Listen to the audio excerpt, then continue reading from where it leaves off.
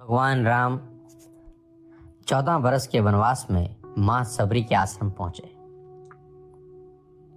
एक टक देर तक उस सुपुरुष को निहारते रहने के बाद बुजुर्ग भीलनी शबरी के मुंह से बोल फूटे, कहो राम, सबरी की डीह ढूंढने में अधिक कष्ट तो नहीं हुआ? कहो राम, सबरी की डीह ढूंढने में अधिक कष्ट तो नहीं हुआ? राम मुस्कुराए, यहां तो आना ही था मां, कष्ट का क्या मूल्य? जानते हो राम, तुम्हारी प्रतीक्षा तब से कर रही हूं जब तुम जन्मे भी नहीं थे। यह भी नहीं जानती थी कि तुम कौन हो, कैसे दिखते हो, क्यों आओगे मेरे पास। बस इतना ज्ञात था कि कोई पुरुषोत्तम आएगा जो मेरी प्रतीक्षा का अंत करेगा। राम ने कहा, तभी तो मेरे जन्म के पूर्व ही तय हो चुका था कि राम को सबरी के आश्रम में जाना है। एक बात बताऊं प्रभु, भक्ति के दो भाव होते हैं, पहला मरकट भाव और दूसरा माजार भाव। बंदर का बच्चा अपनी पूरी शक्ति लगाकर अपनी माँ का पेट पकड़े रहता है ताकि गिरे ना। उससे सबसे अधिक भरोसा माँ पर ही होता है, वह ऐसे पूरी शक्ति से पकड़े रहता है। यही भक्ति का भी भाव है, जिसमें भक्त अपने ईश्वर को पूरी शक्ति से पकड़े रहता है, दिन रात उसकी आराधना करता है। पर जानते हो क्या, मैंने यह भाव नहीं अपनाया। मैं तो उस बिल्ली के बच्चे की भांति थी जो अपनी माँ को पकड़ता ही नहीं, बल्कि निश्चिंत बैठा रहता है कि माँ है ना, वह स्वयं ही मेरी रक्षा करेगी। और माँ सचमुच उसे अपने मुंह में टांग कर घूमती है। मैं भी निश्चिंत थी कि तुम आओगे, तुम्हें क्या पकड़ना। राम मुस्कुरा कर रह गए।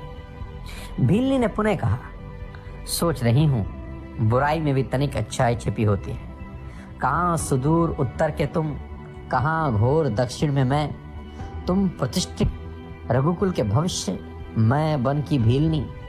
यदि रावण का अंत नहीं करना होता तो तुम कहां से आते।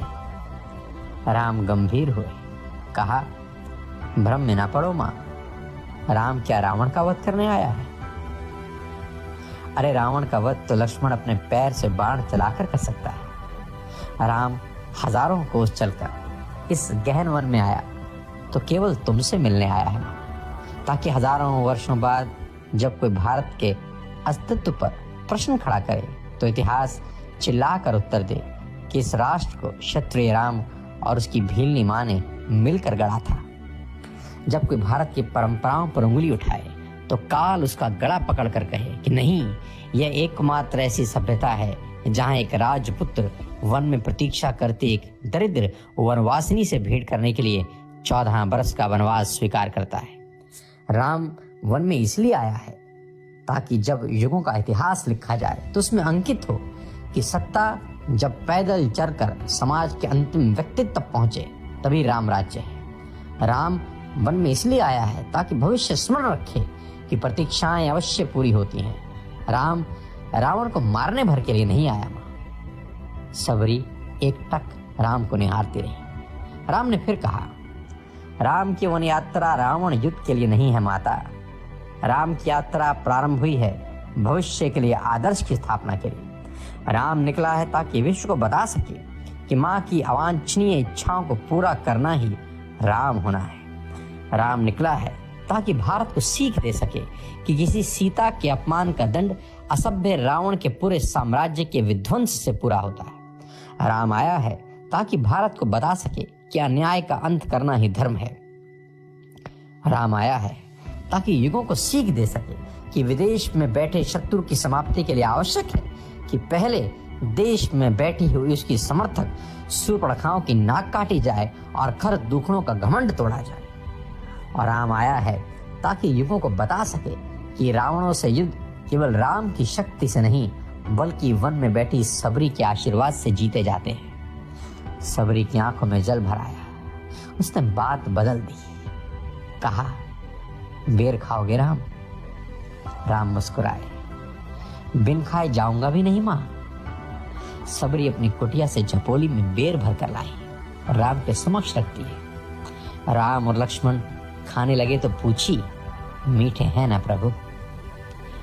राम ने जवाब दिया, यहाँ आकर मीठे और खट्टे का भेद भूल गया हूं मां। बस इतना समझ रहा हूं कि यही अमृत है।